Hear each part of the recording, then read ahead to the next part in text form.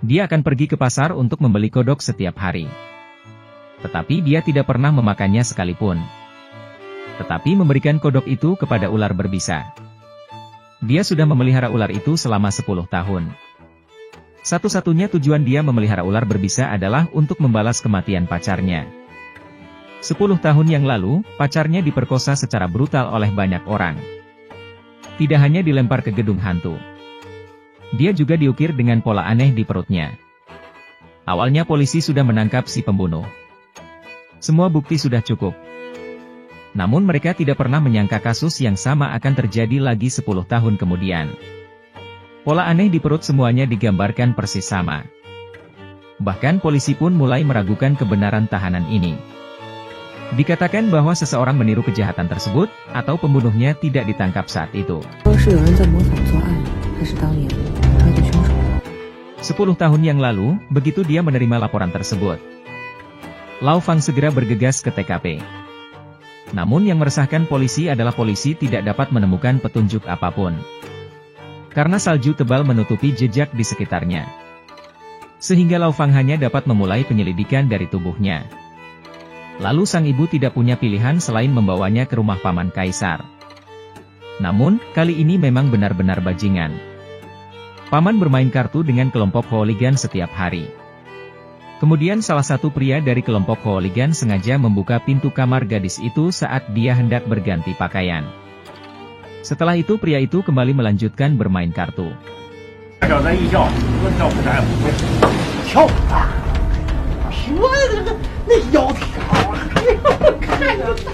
Gadis itu berharap masuk ke universitas yang bagus untuk mengubah nasib buruknya. Keesokan harinya, tak disangka, paman sudah menyiapkan jalan keluar untuknya. Dia menjual gadis itu kepada seorang bos untuk menjadi sekretarisnya. Uang mendapatkan uang. Namun, tidak lama kemudian, gadis itu dibuang ke hutan belantara. Kemudian bosnya secara alami menjadi tersangka nomor 1.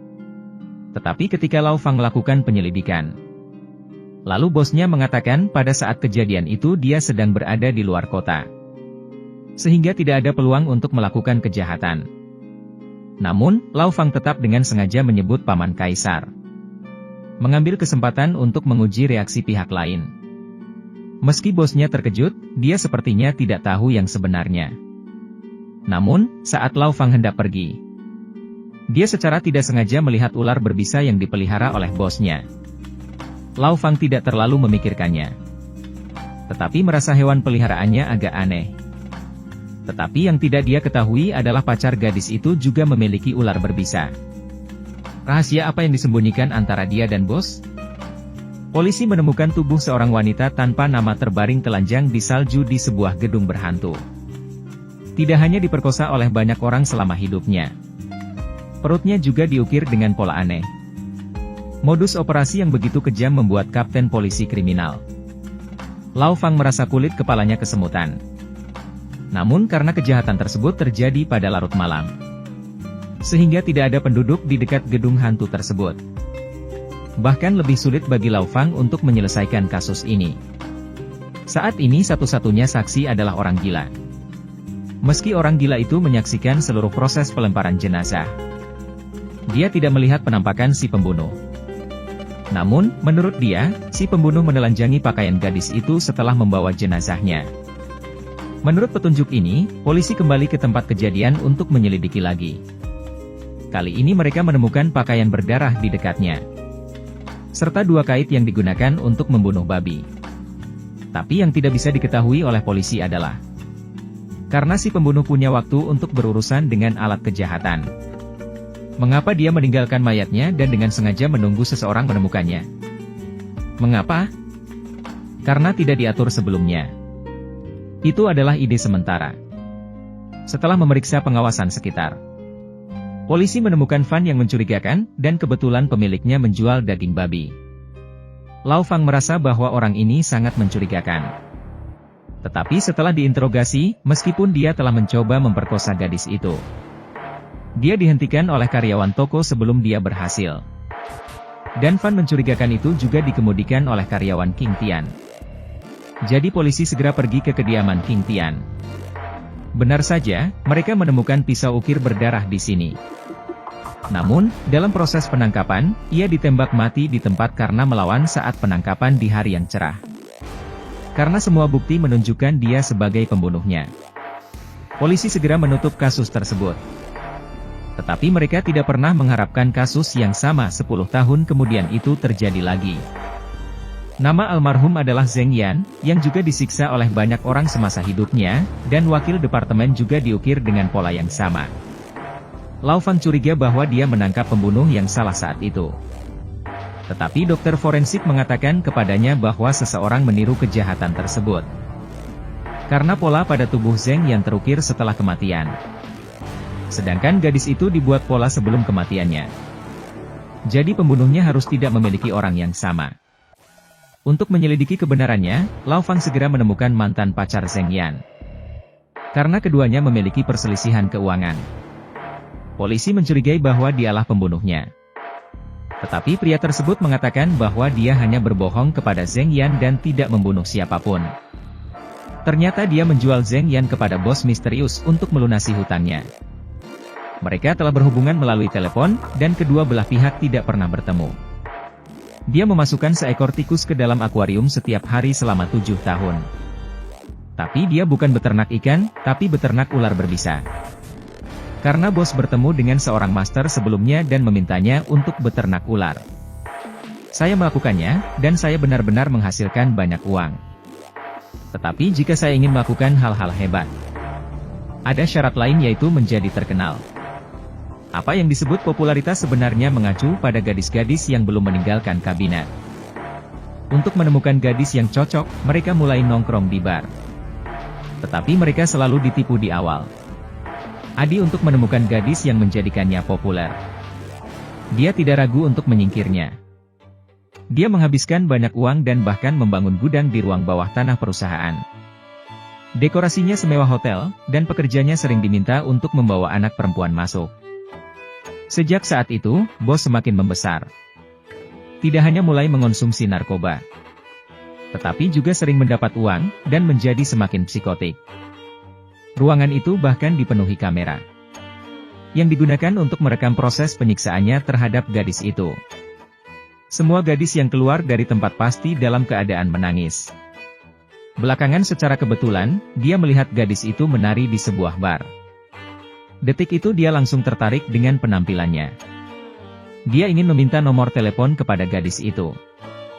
Tetapi gadis itu menolak. Karena dia hanya bekerja paruh waktu di bar untuk mendapatkan uang. Saya tidak ingin terlibat dengan bos besar. Namun, pamannya tidak berpikir demikian. Dia ingin menjilat dengan gudang naungan. Bahkan menjual keponakan kepadanya sebagai sekretaris untuk menghasilkan uang. Di awal syuting gudang, pamannya berkata bahwa selama dia menemaninya minum dan bernyanyi, dia akan memberinya 10.000 yuan setelahnya. Pada saat itu, paman sangat membutuhkan uang. Jadi dia setuju. Tetapi gadis itu benar-benar jatuh ke neraka. Dia dikunci di ruang rahasia dan disiksa selama 5 hari penuh. Selama seluruh proses. Setelah itu, sesuai kesepakatan dia mendapat 10.000 yuan. Dia tidak memilih untuk melapor polisi. Tetapi masuk ke toko yang menjual peralatan medis. Ternyata belum lama ini, telinganya pacarnya tuli akibat sebuah ledakan. Dia ingin membeli alat bantu dengar untuknya. Tapi harganya mahal 8 atau 9.000. Tabungannya jauh dari cukup, jadi dia mengambil resiko. Dia menyetujui undangan Yin Peng. Saya pikir pihak lain hanya ingin bernyanyi dan minum. Namun, kenyataannya 10.000 kali lebih mengerikan dari yang dia bayangkan. Bahkan bisa melarikan diri menjadi sebuah kemewahan. 5 hari kemudian, dia akhirnya dibebaskan. Meskipun dia telah kehilangan semua harapan. Dia tetap tidak melupakan perjanjian dengan pacarnya.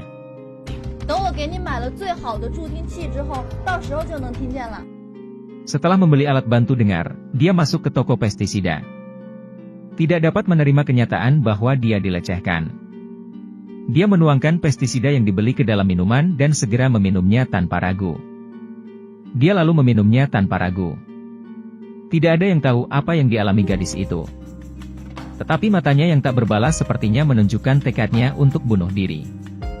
Gadis itu terus berjalan dan meletakkan alat bantu dengar yang dia beli dengan nyawanya di telinga pacarnya Kinley. Kinley akhirnya bisa mendengar suaranya. Tetapi yang dia dengar adalah pengalaman tragis pacarnya akhir-akhir ini.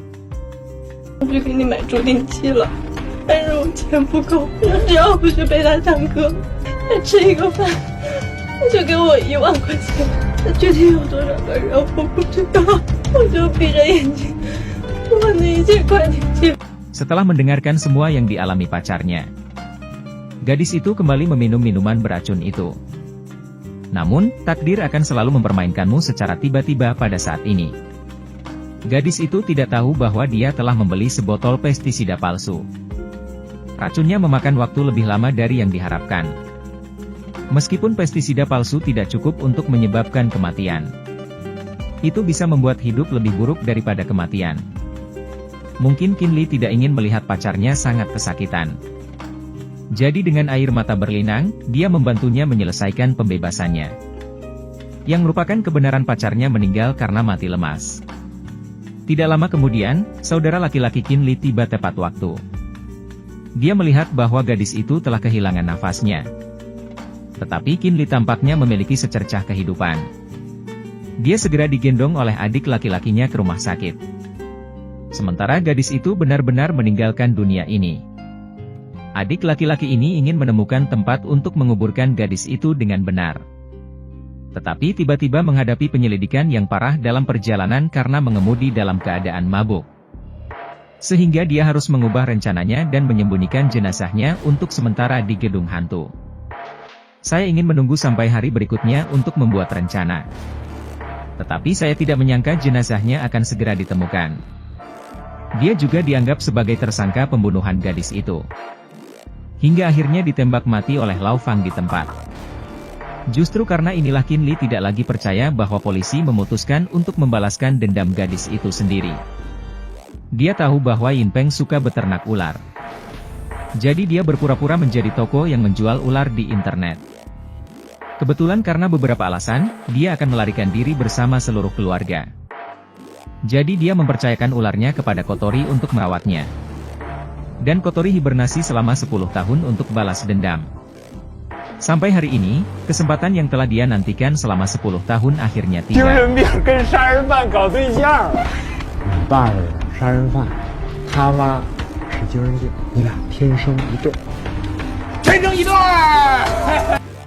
Penyakit mental berkencan dengan seorang pembunuh. Menghadapi bullying dari teman-teman sekelasnya, Kotori hanya bisa diam saja. Sejak ayah si pembunuh ditembak, identitasnya benar-benar terungkap. Anak seorang pembunuh, dia tidak pernah berani menangis di depan orang lain. Karena tidak ada yang mau mendukungnya. Beruntung, kemunculan Huang Shu membawa seberkas cahaya ke dalam kehidupannya yang awalnya suram. Dia tidak pernah membenci Kinley. Karena dia seperti Kinley, memiliki keluarga pribumi yang malang. Ibunya menderita masalah mental yang serius dan ayahnya telah lama hilang.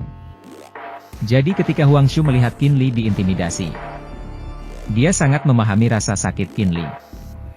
Dengan cara ini, dua remaja yang menderita intimidasi kampus saling mendukung. Hingga menjadi secercah cahaya di hari-hari suram masing-masing. Namun, masa-masa indah itu tidak berlangsung lama. Dalam waktu kurang dari setengah tahun, gadis tercintanya dilempar ke gedung hantu. Kemudian dilecehkan secara brutal oleh banyak orang selama hidupnya. Kinley juga dibuat tuli oleh ledakan akibat ledakan kecelakaan. Meski dia selamat karena keberuntungan, tragedinya baru saja dimulai. Untuk menemukan bajingan yang melecehkan pacarnya saat itu, dia membuat rencana yang hati-hati selama 10 tahun. Setiap kali ulang tahun pacarnya tiba, satu orang di kota akan mati secara tak terduga.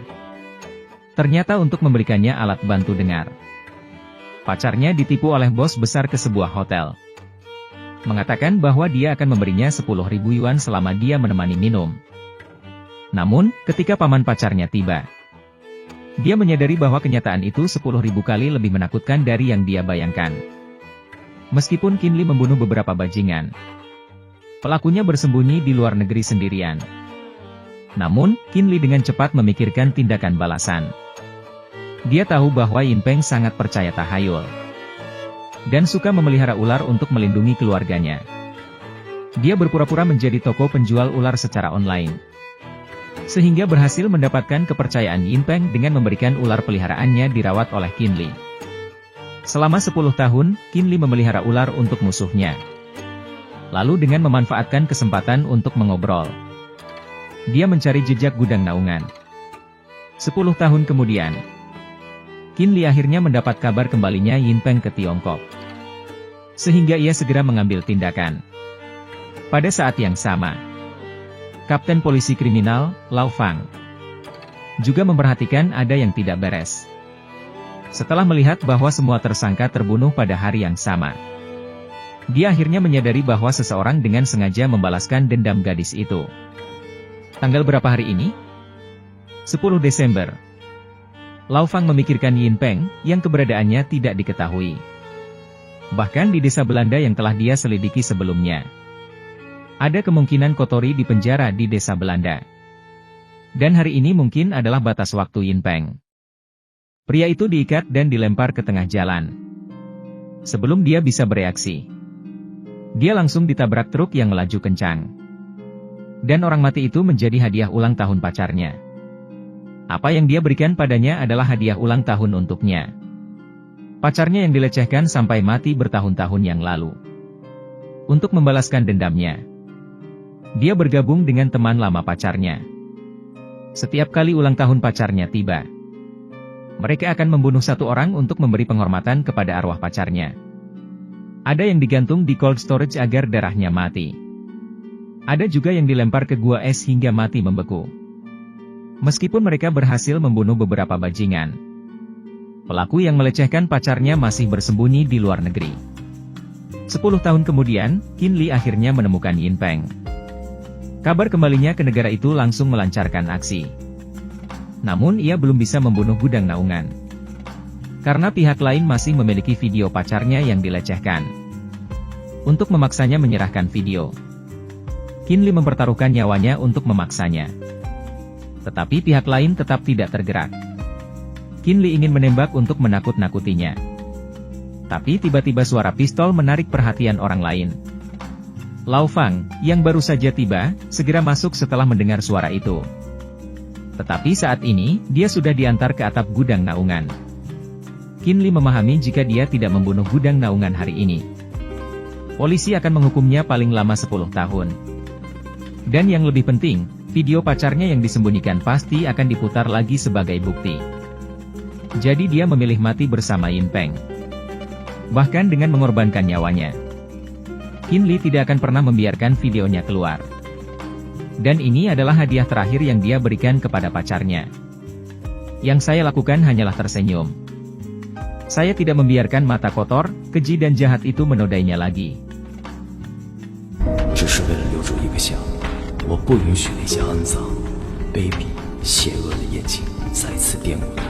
Segera setelah itu, polisi bergegas ke rumah Qin Li untuk menyelidiki.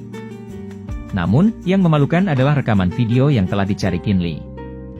Selama 10 tahun ternyata berada di bawah Shegui yang dipelihara di tenda. Dia hidup karena cerita ini di akhir cerita. Lau Fang membakar video yang bisa dianggap membuat Qin Li memenuhi keinginannya. Meski keduanya pada akhirnya meninggal, pacarnya akan selalu memiliki pasangan di sisinya di hari ulang tahunnya setiap tahun. Sangat disesalkan, buku aslinya mengatakan bahwa hanya penderitaan yang diperlakukan sama, dan tidak ada yang boleh mengunyah perlahan. Namun, akhir sebenarnya adalah bahwa dua remaja yang tidak bersalah ditelan hidup-hidup oleh kenyataan dari awal hingga akhir. Sedangkan para pengecut itu tanpa sengaja bertahan hingga akhir. Ternyata penderitaan tidak diperlakukan sama.